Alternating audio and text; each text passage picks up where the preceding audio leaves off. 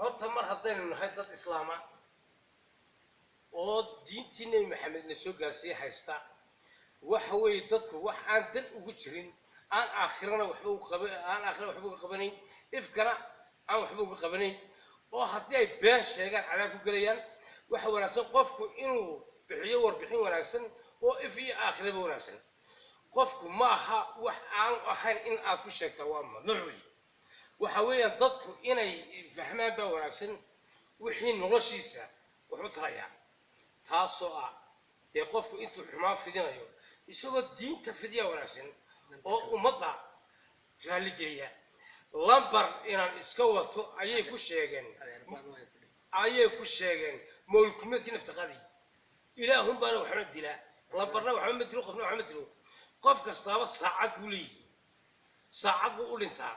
se lambarkaasi ciddii aad ka qabata wuu dhimanayaa ma mawlkumeed baa lambarka inaa la samaystay waxaan waa wax qof bilaadan samaystay waa lambar bilaadan samaystay inaad qof bilaadan mawlkumeed ku sheegtaana ka ku sheegaa adaa ku cadaab gelaya qofku wuxuuna ahayn haddaad ku sheegtana adigay kuu daran tahay ifkana kuma wanaagsan aakhirana waa ku naar